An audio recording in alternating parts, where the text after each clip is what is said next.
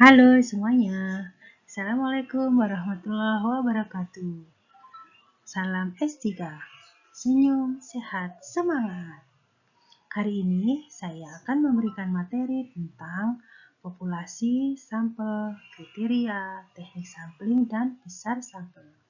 Yuk disimak ya, check it out. Dalam suatu penelitian, tentu diperlukan adanya populasi dan sampel. Yang dimaksud populasi di sini adalah subjek yang memenuhi kriteria yang telah ditetapkan oleh peneliti. Misalkan peneliti tertarik pada penyakit diabetes mellitus, kemudian menentukan populasinya siapa. Nah, si peneliti ternyata tertarik dengan populasi lansia. Jadi di sini peneliti menentukan populasinya adalah lansia dengan diabetes mellitus yang memeriksakan dirinya atau sebagai anggota dari Posyandu Lansia Melati. Macam populasi ada dua, yaitu populasi target dan populasi terjangkau. Untuk populasi target, yaitu populasi yang memenuhi kriteria dan menjadi sasaran penelitian. Sifatnya umum dan biasanya dibatasi oleh karakteristik demografis, misalnya usia, jenis kelamin. Nah, di sini contohnya, misalkan dalam menentukan populasi targetnya adalah remaja di SMA 5 Malang. Sedangkan pada populasi terjangkau, yaitu populasi yang memenuhi kriteria dan dapat dijangkau oleh peneliti. Contohnya misalkan semua klien hipertensi yang menjadi anggota sehati di Malang. Nah, biasanya untuk populasi terjangkau ini sampelnya adalah total sampling dan dipergunakan untuk mewakili kelompok populasi klien hipertensi yang ada di Malang. Dalam menentukan populasi ada beberapa kriteria yang harus dipenuhi. Yang pertama adalah biaya. Di sini si peneliti harus memperhatikan perkiraan biaya yang dibutuhkan agar nantinya tidak berhenti di tengah jalan, sesuaikan dengan kemampuan si peneliti. Yang kedua, praktek atau lokasi. Perhatikan pemilihan lokasi penelitian. Jangan mempersulit diri sendiri, misalnya menentukan lokasinya yang di daerah terpelosok. Nah, tentunya kan dapat mempersulit diri sendiri. Yang ketiga, kemampuan subjek berpartisipasi dalam penelitian. Di sini maksudnya adalah perhatikan keadaan subjek apakah kooperatif atau tidak. Karena nanti berkaitan dengan pada saat pengambilan data. Kalau pasiennya atau respondennya kooperatif, tentunya enak diajak atau menjadi responden penelitian. Yang terakhir, yang keempat, yaitu pertimbangan rancangan atau desain penelitian. Pada penelitian eksperimen, perhatikan kriteria homogenitas, karena di sini bisa untuk mengendalikan variabel random, perancu, atau variabel lain yang dapat mengganggu di dalam penelitian. Selanjutnya adalah sampel, yaitu bagian dari populasi terjangkau yang dapat digunakan sebagai subjek penelitian melalui sampling, yaitu cara bagaimana menentukan sampel.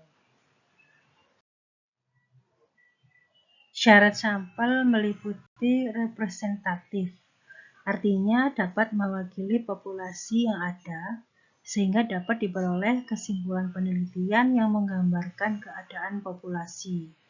Oleh karena itu, sampel harus direncanakan sebaik mungkin. Contohnya misalnya judul penelitian hubungan pengetahuan ibu menyusui dengan pemberian ASI eksklusif. Misalnya ditentukan pendidikan yang merata, mulai dari pendidikan rendah hingga pendidikan tertinggi, misalnya mulai dari SD sampai perguruan tinggi. Atau bisa juga dari melihat status pekerjaannya. Misalkan apakah sebagai ibu rumah tangga biasa atau bekerja penuh atau bekerja paruh waktu. Nah, di sini yang menentukan adalah peneliti. Syarat sampel berikutnya adalah besar sampelnya cukup banyak, karena semakin banyak sampel, harapannya adalah hasil penelitiannya lebih representatif. Untuk besar kecilnya jumlah sampel dipengaruhi oleh rancangan atau desain dari penelitian, serta ketersediaan subjek penelitian itu sendiri. Untuk subjek lebih dari 1000, bisa menggunakan sampel 10–20%-nya, atau menggunakan rumus penghitungan sampel, besar sampel. Berikutnya adalah kriteria sampel. Tujuannya untuk membantu peneliti mengurangi bias atau gap dari hasil penelitian. Macam kriteria sampel ada dua, yaitu kriteria inklusi dan kriteria eksklusi. Kriteria inklusi merupakan karakteristik umum subjek penelitian dari populasi yang akan diteliti. Sedangkan kriteria eksklusi yaitu menghilangkan atau mengeluarkan subjek yang memenuhi kriteria inklusi karena berbagai sebab, seperti misalnya mempunyai penyakit yang mengganggu pengukuran, atau adanya hambatan etis, atau subjek menolak. Jadi bukan kebalikan ya, biasanya kalau eksklusi itu diberi kata tidak ya. Sebetulnya tidak, hanya ada tersendiri untuk menentukan kriteria eksklusi. Sampling adalah proses menyeleksi porsi dari populasi yang dapat mewakili populasi yang ada. Teknik sampling merupakan cara yang ditempuh dalam pengambilan sampel agar diperoleh sampel yang benar-benar sesuai dengan keseluruhan subjek penelitian. Jadi di sini teknik sampling merupakan cara ya, bagaimana menentukan sampel. Macam sampling berikut ini yaitu probability sampling, meliputi simple random sampling, stratified random sampling, cluster sampling, systematic sampling, dan multistig sampling. Sedangkan macam sampling yang kedua yaitu non-probability sampling, meliputi purposive sampling, consecutive sampling, convenience sampling, kuota sampling, dan accidental sampling. Untuk penjelasannya di slide berikutnya. Probability sampling yaitu setiap subjek dalam populasi mempunyai kesempatan untuk terpilih atau tidak terpilih sebagai sampel. Simple random sampling yaitu jenis probabilitas yang paling sederhana dan biasanya banyak dilakukan ya. Karena hanya melakukan acak, misalnya tersedia 100 populasi, kemudian butuh sampelnya 30. Maka semua subjek ditulis di secari kertas ya, seperti arisan itu, kemudian dilakukan pengundian. Nah, nama yang muncul inilah yang menjadi sampel. Ini makanya disebut acak atau random. Untuk stratified atau strata atau kedudukan seseorang. Teknik ini untuk mengetahui beberapa variabel pada populasi yang merupakan hal penting untuk mencapai sampel yang representatif. Misalkan direncanakan ada 100 sampel, maka si peneliti mengelompokkan menjadi 4 kelas atau 4 grup ya. Nah, masing-masing grup ini terdiri dari 25 subjek. Misalkan melihat dari tingkat pendidikannya. Nah, yang kelas pertama atau grup pertama terdiri dari subjek yang tidak sekolah atau tidak tamat SD. Selanjutnya kelas kedua atau grup kedua subjek dengan pendidikan SD dan seterusnya sampai didapatkan 100 sampel. Cluster sampling di sini maksudnya adalah pengelompokan sampel berdasarkan wilayah atau lokasi populasi. Pada jenis ini digunakan karena secara simple random sampling tidak memungkinkan, mungkin karena alasan jarak atau biaya. Bisa juga karena alasan peneliti tidak mengetahui alamat dari populasi. Contohnya, peneliti ingin meneliti tentang anak yang mengalami stres hospitalisasi. Maka peneliti mengambil sampelnya berdasarkan tempat subjek dirawat, misalnya di rumah sakit tipe A, tipe B, atau tipe C yang mempunyai karakteristik yang berbeda. Selanjutnya, systematic sampling. Ini dapat dilaksanakan jika tersedia daftar subjek yang dibutuhkan. Misalnya, N atau populasinya 1000 dan sampel yang dibutuhkan 50, maka diambil setiap kelipatan 20. Maka sampel yang dipilih berdasarkan nomor kelipatan, yaitu 20, nomor 40, nomor 60, nomor 80, dan seterusnya. Jadi misalnya seperti di kelas itu ya. Nah, itu juga bisa dilakukan misalnya kelipatan berapa. Tergantung dari populasi. Untuk multi-stage sampling, pengambilan sampel berdasarkan tingkat wilayah secara bertahap. Hal ini memungkinkan untuk dilaksanakan bila populasinya dari berbagai macam tingkat wilayah. Misalkan dari mulai tingkat kabupaten, kemudian turun ke tingkat kecamatan, kemudian turun lagi ke tingkat desa, kemudian ke tingkat RW, bahkan ke tingkat RT. Nah, ini bisa dilakukan ya. Jadi tergantung tingkatan, makanya disebut multi-stage. Untuk non-probability sampling, ya namanya saja sudah non-probability atau non-random ya, jadi tidak acak. Pengambilan sampelnya bukan secara acak, hanya berdasarkan kepraktisannya.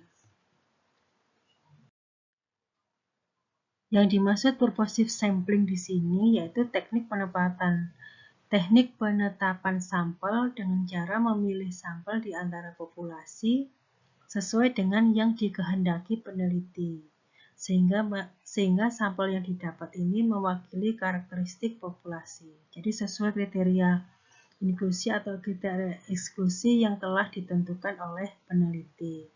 Contohnya misalkan peneliti ingin meneliti tentang peran keluarga dalam mendukung ibu menyusui eksklusif, maka peneliti memilih subjek keluarga dengan ibu menyusui. Konsekutif atau berurutan. Artinya di sini adalah pemilihan sampel dengan menetapkan subjek yang memenuhi kriteria penelitian dimasukkan dalam penelitian sampai kurun waktu tertentu, sehingga besar sampel yang telah ditentukan dapat terpenuhi. Bisa juga ditambahkan jangka waktu pemilihan klien. Contohnya misalnya demam berdarah, biasanya kan timbul pada saat musim penghujan. Jadi misalnya di bulan April atau di bulan Mei, ya, ditentukan waktunya.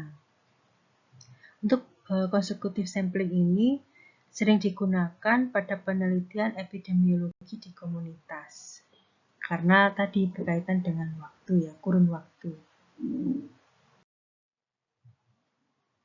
Selanjutnya adalah convenience sampling, yaitu cara penetapan sampel dengan mencari subjek atas dasar hal-hal yang menyenangkan peneliti. Artinya, sampling ini dipilih bila kurang pendekatan dan tidak memungkinkan untuk mengontrol bias. Subjek dijadikan sampel karena kebetulan dijumpai di tempat dan waktu secara bersamaan pada saat pengumpulan data. Contohnya misalnya peneliti mendapatkan subjek penelitian saat praktek di ruangan. Kemudian selang beberapa waktu berhenti ya mencari subjeknya, nah dilanjutkan lagi pada saat praktek di ruangan kembali. Demikian seterusnya untuk convenience sampling.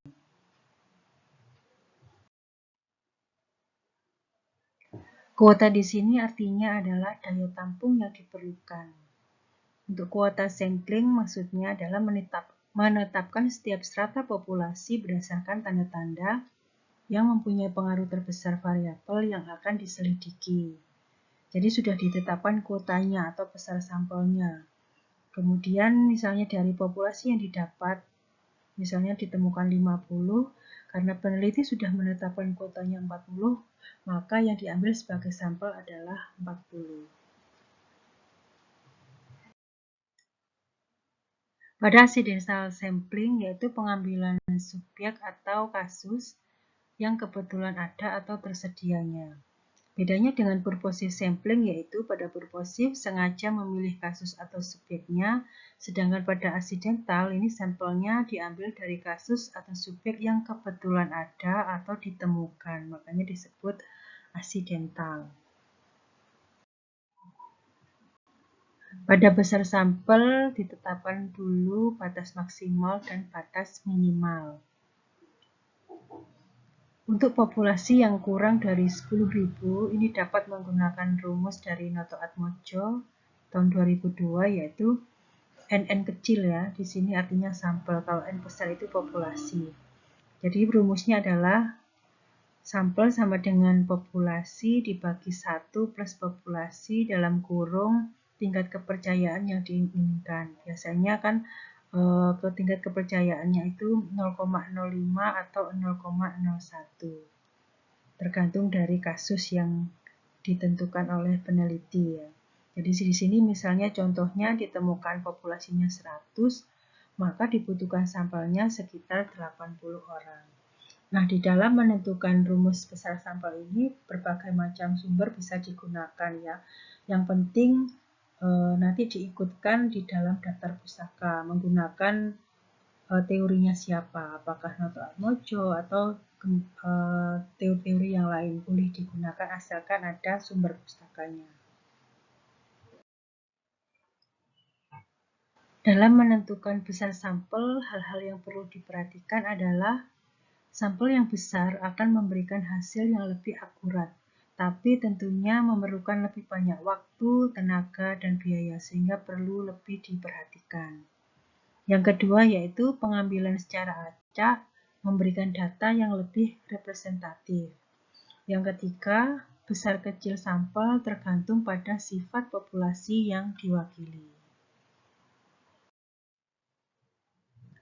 Berikut adalah hubungan populasi, sampel, sampling, dan besar sampel. Ini saya ambil dari teorinya Prof. Nur Salam ya. Jadi di sini misalnya populasi target, ditentukan populasi targetnya, kemudian ditentukan populasi terjangkau, baru kemudian ditentukan sampelnya. Jadi untuk populasi target di sini dibatasi oleh karakteristik klinis dan demografis ya. Jadi misalnya tadi usia, jenis kelamin. Sedangkan untuk populasi terjangkau biasanya dibatasi oleh tempat dan waktu. Nah, untuk contohnya misalnya kasus tentang stres hospitalisasi pada anak. Nah, pada populasi target tentunya jumlahnya atau populasinya tak terbatas ya, banyak sekali. Nah, untuk populasi terjangkaunya ditentukan supaya bisa dilihat atau diikuti ya, misalkan menentukannya di rumah sakit. Nah, di sini kan pasti kalau dari rumah sakit ada datanya, misalnya ditemukan 67 anak per bulan. Nah, baru kemudian bisa menentukan besar sampelnya. Tentunya dengan rumus tertentu ya. Demikian yang bisa saya sampaikan. Semoga lebih bisa dipahami dan dimengerti ya. Saya akhiri. Wassalamualaikum warahmatullahi wabarakatuh.